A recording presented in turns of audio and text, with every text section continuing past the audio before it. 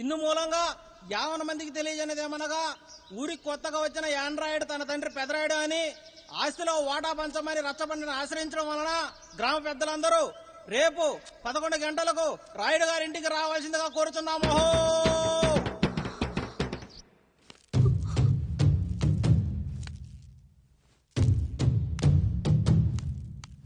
ఎందుకొచ్చారు? తన తాత పాపారాయుడు గారు ఆస్తి తనకు కూడా కావాలంటూ పంచాయతీలో ఫిర్యాదు చేశాడయ్యా.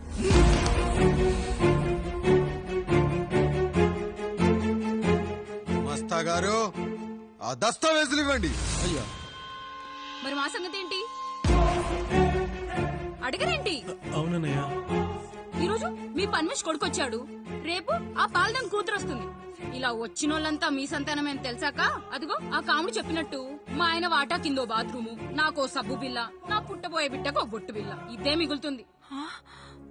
అయినా ఊరి జనాభా కన్నా అన్నయ్య పిల్లల సంఖ్య ఎక్కువైపోతుంది. వాళ్ళందరూ ఇంటి మీదకి వచ్చే లోపు మా ఆస్తి మాకు ఇచ్చేస్తే మా బతుకులు మేము బతికేస్తాంగా. అవునన్నయ్య, మా ఆస్తి మాకు కావాలంతే. ఎవరిని పట్టుకుని ఏం మాట్లాడుతున్నారయ్యా? ఉన్నప్పటి నుంచి ఆయన మిమ్మల్ని సాగుతూ ఉన్నారు.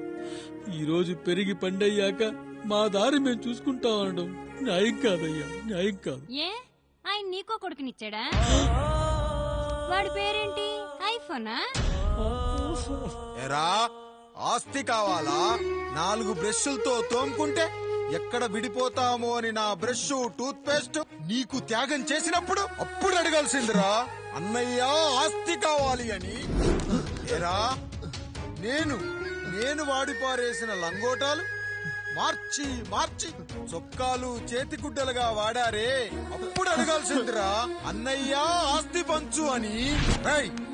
నువ్వు 6 నెలల పసిగందుగా ఉన్నప్పుడు పాల కోసం ఏడుస్తుంటే నిన్ను తీసుకెళ్లి పసుల దొట్లో కట్టేశానే, అప్పుడు అడగాల్సిందిరా అన్నయ్య నాకు ఆస్తి కావాలి అని.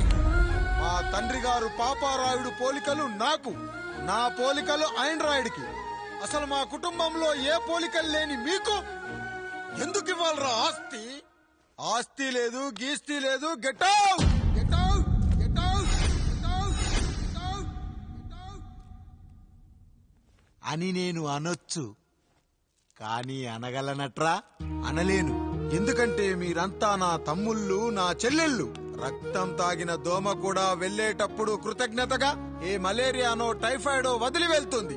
కానీ రక్తం పంచుకొని పుట్టిన మీరు ఈ అన్నయ్య కోసం ఆస్తి కూడా వదల్లేకపోతున్నారు కదరా.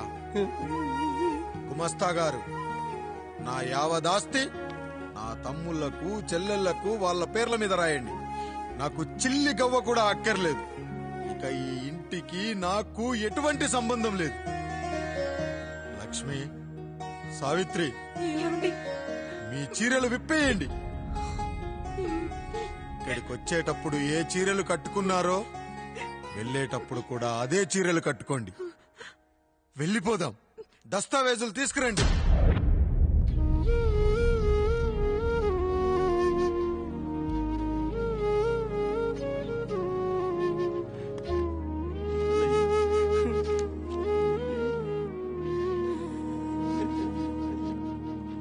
ఇక ఈ ఇంట్లో నా పేరు వినపడితే నా తమ్ముళ్ళు చెల్లెళ్ళు బాధపడతారయ్యా.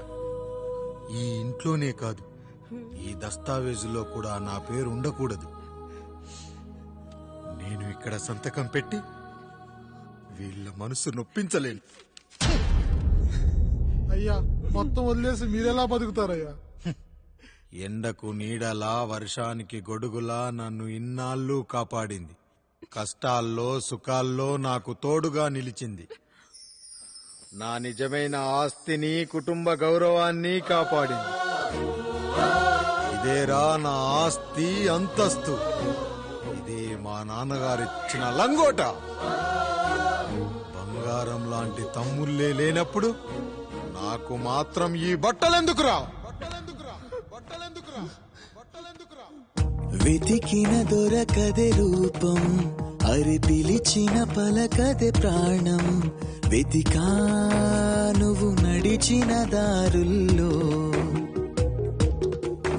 బ్రతికే నువ్వు విడిచిన శ్వాసల్లో. హో నీడనడిగా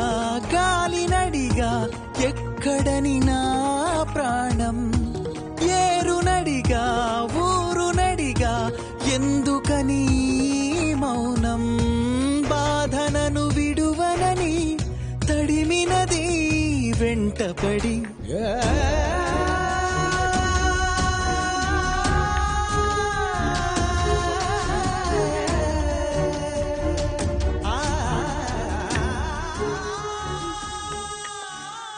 ఏమండి, పప్పులో మీ చెవట పడుతుందండి. ఇడ్లీలో 2 చెంచాల ఉప్పు తగ్గించు లక్ష్మి.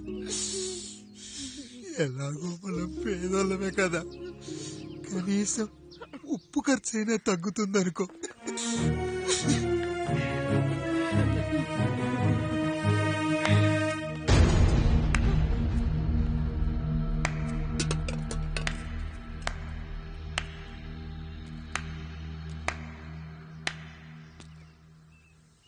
పప్పు రుబ్బుతున్నావా పెదరాయుడు?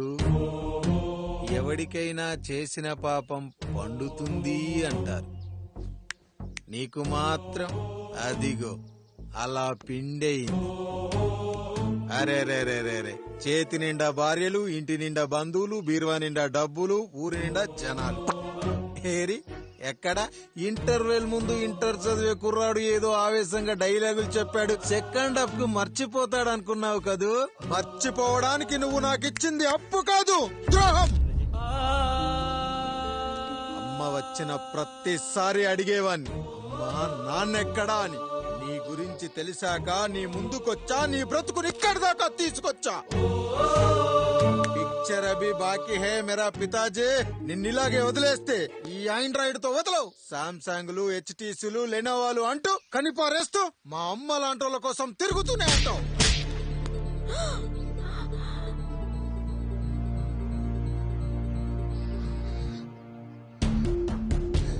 అమ్మా అమ్మా, ఛీ, నన్నలా పిలవకురా. ఎవరిని పట్టుకొని ఎన్ని మాటలు అంటున్నావురా? రాయికి వరమిచ్చిన రాముడు దేవుడైతే, ద్రౌపదికి చీరిచ్చిన కృష్ణుడు దేవుడైతే, నాకు బిడ్డనిచ్చిన ఆయన కూడా దేవుడేరా. ఏంటి, ఇలానే వదిలేస్తే బిడ్డల్ని కంటూ వెళ్తాడా? అసలు ఆయన కంటూ సొంతంగా ఒక్క బిడ్డ కూడా లేడు.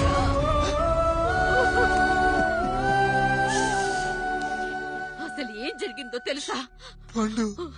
మీరుండండి అయ్యా, ఉండండి. మొదటి భార్యని చేసుకున్నాక పిల్లలు పుట్టలేదని రెండో పెళ్లి చేసుకున్నారు. ఆవిడకి పుట్టలేదు. మూడోసారైనా తగులుతుందనుకున్నా, తనకే పుట్టలేదు. పిల్లల కోసం పెళ్ళాలని మార్చాడే కాని వాళ్ళని వదిలేయలేదురా. అదిరా మా పెద్దయ్య మనసు. ఆయన దగ్గర బాణం ఉంది కానీ లేదురా. అసలు నీ తండ్రి ఎవరో నీకు తెలుసా? తెలుసా? ఇదిగో ఈ కాముడేరా నీ తండ్రి. గేదె నల్లగా ఉన్నంత మాత్రాన పాలు తెల్లగా ఎలా ఉన్నాయనే కదరా నీ ప్రశ్న. దానికి సమాధానం చెప్పాలంటే, ఒక వర్షం కురిసిన రాత్రి నేను 9వ నెల బాలింతగా ఉన్నప్పుడు. పండు పండు, ఇదిగో. ఏమిటండి ఇది? నిద్రలేస్తే నేను, బయటికెళ్తే గంటోడు, పక్కకెళ్తే పాలేరు, ఎప్పుడూ తిరిగే తాయారు. రోజు మమ్మల్ని చూసి చూసి బిడ్డ కూడా జిడ్డు మొహం వేసుకుని పుడతాడేమో అని భయంగా ఉంది. కడుపులో ఉన్నప్పుడు మనం ఎవరి మొహాలైతే చూస్తామో అచ్చం వారి పోలికలతోనే పుడతారంటారు. పొరపాటున నా పోలికలతో పుడితే? అదేంటి కాముడు, నీకేం తక్కువ? జుట్టు ఉండాల్సిన చోట లేకుండా అవసరం లేని చోట విపరీతంగా పెరిగిపోతుంది. మనకు పుట్టబోయే బిడ్డ గొప్ప అందగాడై ఉండాలి.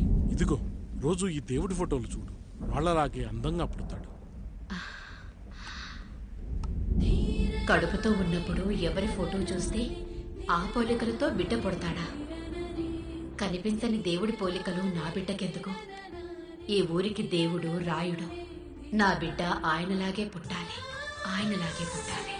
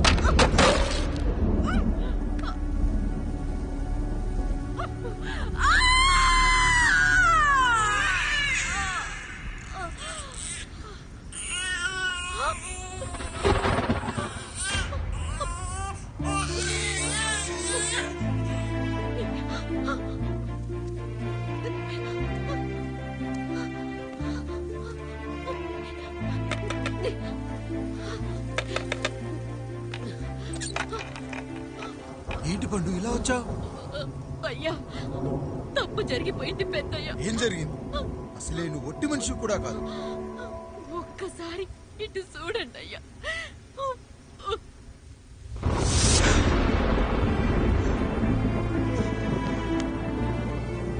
వీడేంటి అచ్చం నాలా ఉన్నాడు? అసలేంటి, ఎందుకు ఇలా జరిగింది? నువ్వు ఎప్పుడైనా చీకట్లో పంపు సైడ్ దగ్గరికి వచ్చావా?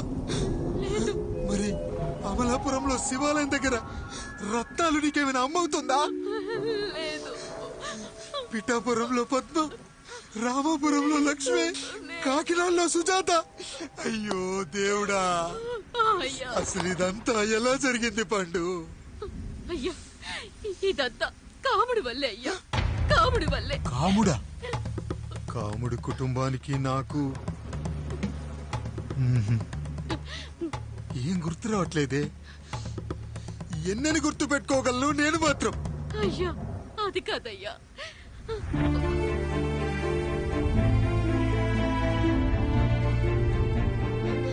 అలా రోజు మీ ఫోటో చూసి చూసి అచ్చం మీలాగే పుట్టాడు. అయ్యో, నా పోలికతో బిడ్డ కావాలనుకోవడం ఏంటి పండు? నువ్విలా చేయడం ఏంటి పండు? పోలికల కోసం ఫోటోలు ఎందుకు చూసావు పండు? అందుకే కదయ్యా ముందు ఆ డైలాగ్ చెప్పాను, తప్పు జరిగిందని. ఇప్పుడు ఏం చెయ్యాలయ్యా? స్వచ్ఛమైన మన ప్రేమను ఈ పాడులోకం అర్థం చేసుకోదు. కనీసం మీ ఇద్దరి జీవితం బాగున్నా ఆనందపడేవాని. వీణ్ణి ఇక్కడ ఉంచొద్దు పండు, బయటికి పంపించు. బయటికి పంపించి బాగా చదివించు, గొప్పవాణ్ణి చెయ్యి. వీడికి అయ్యే ఖర్చంతా నేనే భరిస్తా. అవసరమైతే ఆ డబ్బు కాముడి జీతంలో వచ్చేద్దాం. అయ్యా, వెళ్లే ముందు వీడికొక పేరు పెట్టండి అయ్యా. వీడు ఇంకో రాయుడు, అంటే ఇంగ్లీష్ లో అండ్ రాయుడు, అండ్ రాయుడు.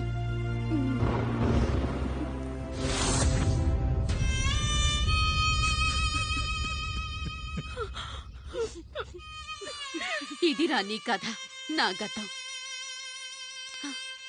నిన్ను చదివించడం కోసం ఆయన మీ నాన్న జీతంలోంచి నెలకి 3,000, 4,000 కోసేసిచ్చేవారు. అప్పుడు ఆయన పడిన బాధ పగవాడు కూడా పడకూడదు. చూసేవారా, దేవుడు లాంటి పెద్దయ్యని అనవసరంగా అనుమానించడం ఎంత పెద్ద తప్పు చేశావో అర్థమైందా? ఒకడు నిమ్మకాయ పెట్టి పసుపు వేసి ఉప్పు కలిపి పులిహోర చేయొచ్చు, కానీ ఆ పులిహోర ఎప్పటికీ దేవుడి ప్రసాదం. నువ్వు ఆ దేవుడి ప్రసాదం. ఇక ఆయనే మీ నాన్న. చూసావా అమ్మా, ఈ రోజు నుంచి నాకు 3 అమ్మలు, 2 నాన్నలు. నీకు మాత్రం ఒక్కడే భర్త, నాన్నకు మాత్రం ఒక్కటే భార్య. అయ్యా, బిడ్డను ఒక్కసారి ఎత్తుకొని తిప్పండి అయ్యా. బాబు, నాన్నా,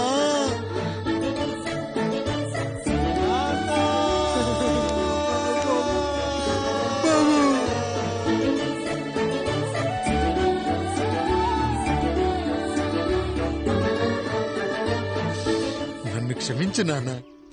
ఇప్పటికైనా నిజం అర్థం చేసుకున్నావు. అది నాకు చాలురా, చాలు. చాలదు నాన్న. నిన్ను ఏలెత్తి చూపిన జనంతో చెయ్యెత్తి దండం పెట్టించాలి. అన్నయ్య కంటే ఆస్తి ముఖ్యమనుకున్న మన కుటుంబానికి గుణపాఠం నేర్పించాలి. ఇక నాకు వదిలే నాన్న, నేను చూసుకుంటా.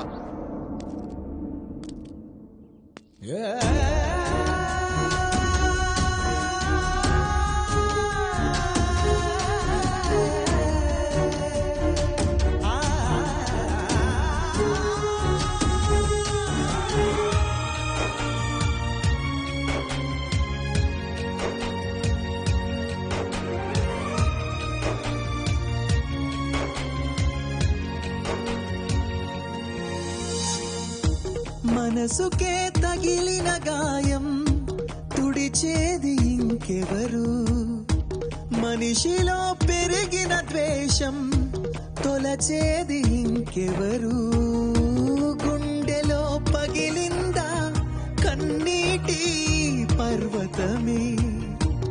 ఓదార్పు కరువయ్యే బంధాల సంద్రములో జాలి లేదు, కరుణ లేదు ఈ స్వార్థ మనుషులలోనా?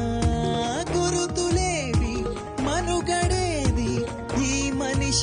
మంచితనాన బాధనను విడువనని నవ్వినది వెంటపడి.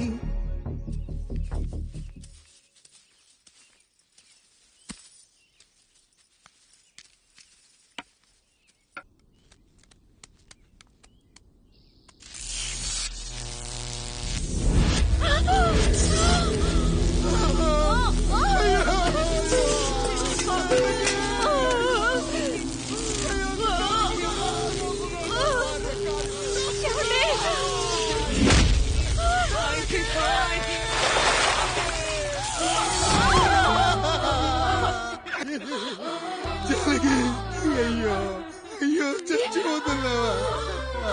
ఎందుకు ఇలా జరుగుతుందండి? మనసులో మాట నాకు తెలియదా? నేను చచ్చిపోతున్నాను, మీరు ఇంకో పెళ్లి చేసుకోండి అని అంటావు కదా. అయ్యో మరి ఏంటి జానకి? హాస్పిటల్ కి తీసుకెళ్ళండి.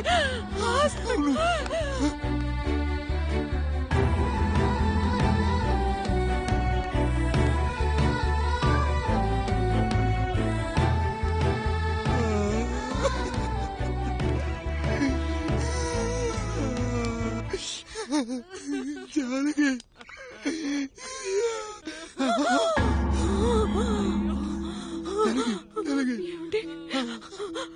నేను వెళ్ళిపోతున్నాను.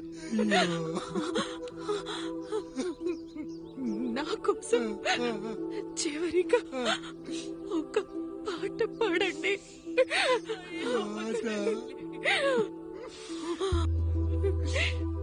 ಎಲ್ಲರಿಲಿ ఏదరికి చేర్చిన సంగ్రామ. కష్టాల్లో కూడా మీరు కన్నీళ్లు పెట్టకూడదండి. వెళ్ళే ముందు అక్కతో కలిసి ఒక మంచి ఊపున్న పాట పాడండి.